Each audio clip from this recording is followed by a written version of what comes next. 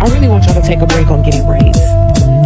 Braids are causing so much damage, and a big part of that is not doing the prep work before you go get braids. When you are going to get braids, your hair is braided up with those synthetic plastic fibers dipped in boiling water and then put up the braids. Dipped in boiling water and then put up the braids. French curls and braids are definitely protective styles. Yes, they are. And if anyone tells you otherwise, I don't know what they're saying. As long as you let them be just what they are called, French curls and braids, then they will protect your hair. But the moment you add extensions to the equation, just know that you have successfully complicated everything. They can become ruining styles, damaging and destructive to your hair, like when Venom comes in contact with Superman. Braids, French curls are not protective style. In the moment that you add extensions, they are not protective style anymore. In my opinion, I don't consider all those hairstyles with extensions as protective styles. Why? Because in the moment that you do them, you forget that you have them. It's the moment that you want to rest. You forget to apply oil on your scalp, you forget to moisturize your ends, and even when you moisturize your ends, the products cannot reach your hair because there's extensions. The extensions absorb all the whole product that you are applying. In this video, I'm rating the worst to the best protective styles. So I saw a video by Flortjehair on this. Pardon my pronunciation, but I have to admit, I love her approach and how she categorized them from best to worst. But what I love more is her admitting that her ranking is subjective and unique to individual experiences. So it is possible that you may not relate, but the ranking will help you anyways. I used to have longer hair. I cut my hair almost 4 months ago, which was April this year. In the early stages of growing that hair, I remember using extensions. Although I stopped early enough, but those extensions left me with crown breakage, which is something that never completely leaves until you cut your hair. So that's exactly what happened to me. I had to cut my hair. For this reason and many other reasons, I'm not a fan of wigs or extensions of any form. The best thing extensions will do for you is give you breakage, which is not something you want. Yes, the style may look cute, but imagine wearing them repeatedly for months. The breakage you'll be dealing with might be beyond repair. So let's say you're doing everything right in your length retention journey, but somehow it doesn't look like you're making any progress. It's time to investigate your protective styles. In my hair growth journey, mistakes have been made, lessons learned. But one mistake I'll never make is 247 braids. I mean the wrong kind of braids. Some protective styles may help, but the problem is that the damaging ones don't seem damaging until they've actually damaged your hair. So let's rate it. Best to worst protective styles based on popular opinion and science, of course. And it's left for you to choose which one will give your hair the length and the health you're looking for. This scoring system is completely subjective and is determined by 3 things: how the protective style interacts with natural hair, the maintenance, and the installation. Of course, if your hairdresser is heavy-handed, that is already in minus and you will likely lose some new growths. But aside that, the actual hairstyle is a huge factor here. So I'll be ranking from worst to best, and we have number 5 on our list. So she called this one big chop, but I like to call it this. It always ends in a big chop. These are the worst kind of protective styles you can install. I don't even know why people tag them protective styles, because they are honestly not. Maybe they titled it that way for engagement or something, because can you imagine calling micro twists or micro anything a protective style?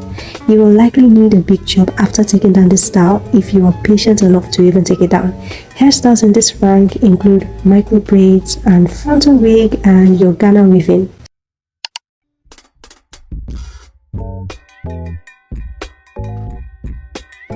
No, micro braids is not damaging to your hairline, you see. So it's actually called a protective hairstyle, and I've had it ever since I was little the same way.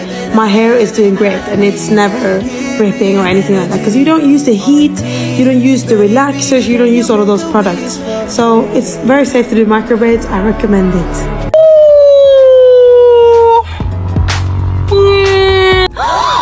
Oh my gosh! She's bald! Wigs will definitely damage your hairline. That's what you mean, guys. Like, honestly, my forehead is now 10 times bigger. Yo. So I went to my hairdresser to get my hair relaxed and get a protective hairstyle that will prevent breakage and helps with hair growth. But for some reason, the Dark and Lovely I bought, guys, was fake. My hair did not even respond to the hair product for some reason. I don't know what happened. My hairdresser don't know what happened. We also did an oil treatment. Guys, Imagine all that hair and no hairline.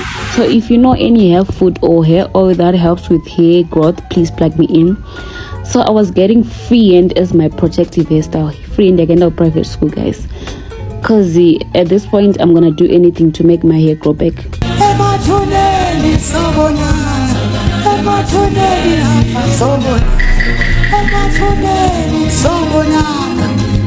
So Flortjehair called this one split ends everywhere, but based on my little experience with it, I like to call it the damage alert rank.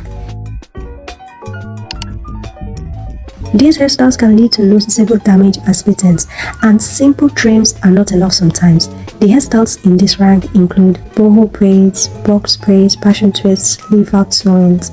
This client got some crazy breakage because of knotless braids. So because there's no knot in braids like this, there's not enough support to hold the weight of the extension, which causes breakage on finer hair. So after looking at her hair, she says her hair is always trouble to detangle, and you can see there is some crazy breakage, and she has also a lot of split ends. So instead of just shaving her head off, which is what she was thinking to do, I was like, let's just do a really solid trim, get rid of all those split ends, and start over and growing the hair from a healthy point. And I just really strongly want to warn you guys to not do knotless braids unless you have extremely thick hair. So this is for all the people that's like, washing goes grew up my hair, box braids grew my hair down my back, it's healthy. Yeah, there's a difference between retaining length and actually retaining health. This is a client who has a head full of hair, as you can see, and she's retained quite a bit of length. She was wearing box braids back to back to back for over a couple of years, and in that time that she was wearing it, she wasn't moisturizing her hair, taking proper care of it, and in doing so, it caused her hair to become completely dried out, and it dried out to the point of no return. There's no conditioner, there's no bond builder, there's no Olaplex that's going to fix this. Her hair is completely dried out, and you can tell it's lost its original condition and integrity, because even after removing 6 inches worth of split ends, her hair still looks the same.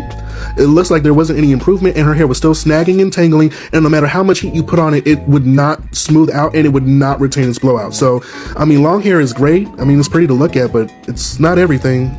Those braids are not a protective style. If you have natural hair and you just got a fresh install of box braids, knotless braids, maybe like braided cornrows, thinking that it's a protective style that's gonna protect your ends and help you get stronger and longer hair, it won't. It's not the style that protects your hair, it is the way you care for your hair while you have those styles in that actually makes a difference. Let me explain. There are 4 really common ways people manage their hair while they have protective styles like braids in, which actually harm the hair far more than if they just didn't do those styles at all. Number 1, they let the braider braid their hair too tight. This is so common, it is almost a cliche, but when you have super tight braids, you A, irritate your scalp such that the follicles become too damaged to actually grow, and B, you can end up with bald patches around your edges, which will make it harder for you to embrace and celebrate your natural hair after you take the braids out, because you then have to figure out how to style those bald patches. But if you consistently do protective styles that thin your edges, you can end up with what's called traction alopecia, which is what happens when you have tension around the hairline or other parts of your head over time. It doesn't happen overnight, it happens over time. Number 2, not washing and conditioning your hair enough. Sometimes people think that braids are a set it and forget it type of thing, or they pick braided styles they intend to wear for more than 2 weeks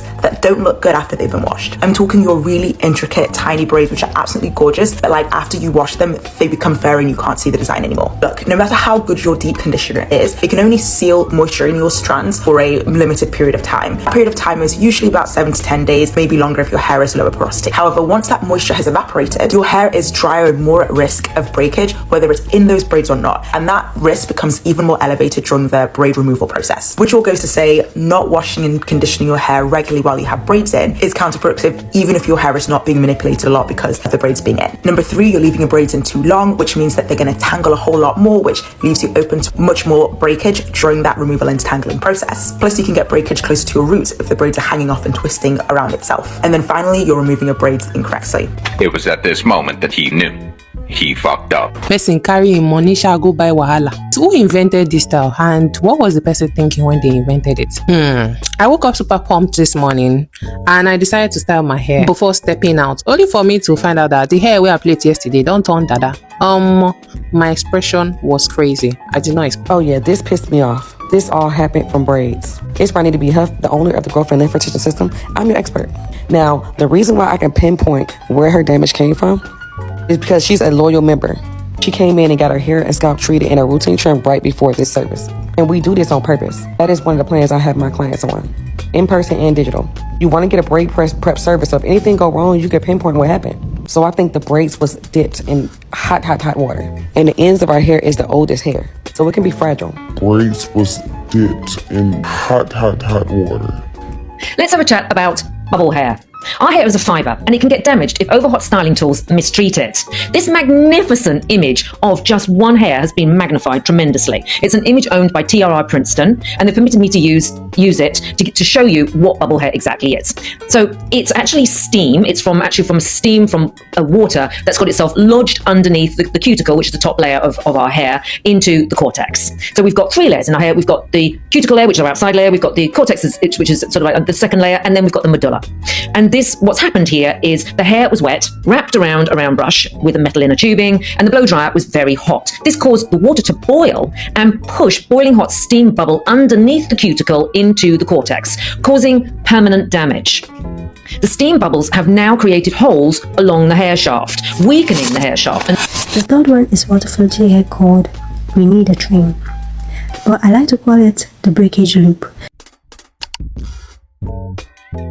With these ones, your ends are always at risk. Like, there is no way you install a style in this category and you will not need a trim afterwards.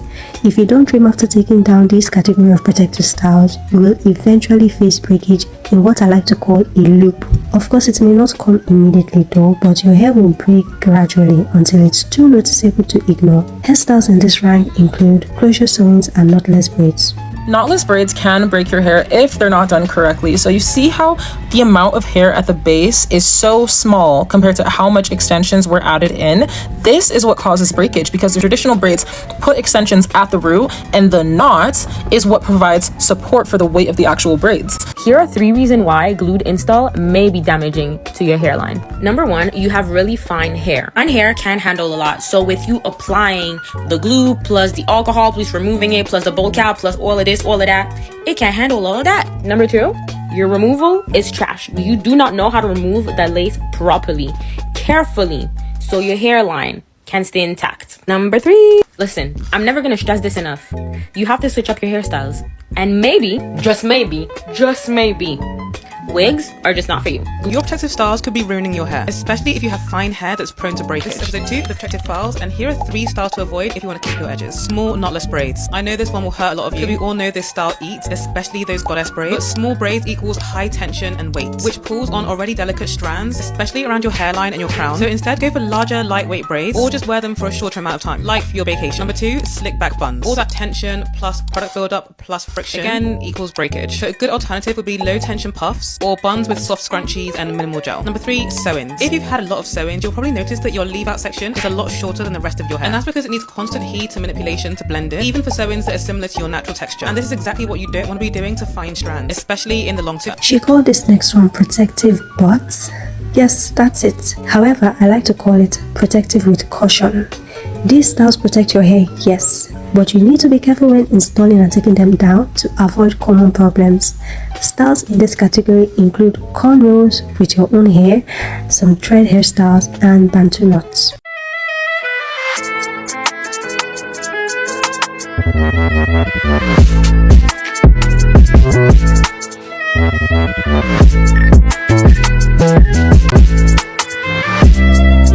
Now to the top ranked protective style, being the best and also our number 1 rank, is what Flortjehair called healthy waist length, but I like to call it length is non-negotiable.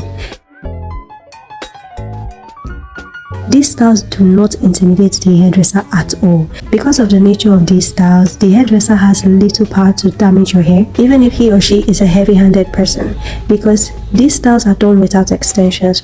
Protective styles in this category include mini and medium twists, mini and medium braids, and just plaits with your actual hair. Pros and cons of mini twists. Let's talk pros. The first obvious one that everyone is talking about is that they grow your hair, which they do because they're a really awesome protective style. They keep your hands out of your hair for weeks at a time. I started at about collarbone and now we are way past that, so yes. Second pro is that they're pretty easy to do. Twists usually are easier to do than braids, most people say, and I would agree. Third pro is that they are super versatile, which is why they are my favorite, because I can do a bun, I could do a half up, half down, I could do a low bun, I could do 2 braids, I can do let's talk with retention part 3. So I told you I'll be wearing my hair in these medium-sized plaits for all 2024 to retain all my new growth. And some of you guys had questions about my maintenance and the style overall. So I've had this style in for 11 weeks now. I'm retaining so much growth with these plaits and I'm super happy. And it's because I'm able to be consistent with my hair routine. Some of us were taught that we shouldn't wash our braids, but that's so not true. We should definitely wash them so we can keep a clean scalp. So yes, I shampoo, deep condition, and moisturize them weekly. The reason they don't lock or get matted is because I redo each plait every 4 to 5 weeks. And the reason I don't have breakage is because I remove them correctly. I plan on redoing the style after like 3 to 4 months just to change up the parts a little. These plaits have been reducing the amount of split ends and strand knots I get, and I see the braids looking a little longer, which I think is really cool. Did you find this video helpful or not? Well, if you did, please like this video, subscribe, and share to someone. Also, do you agree with this ranking? What do you think should or should not be on this list? Please share your thoughts in the comments. Thank you so much for watching and see you soon.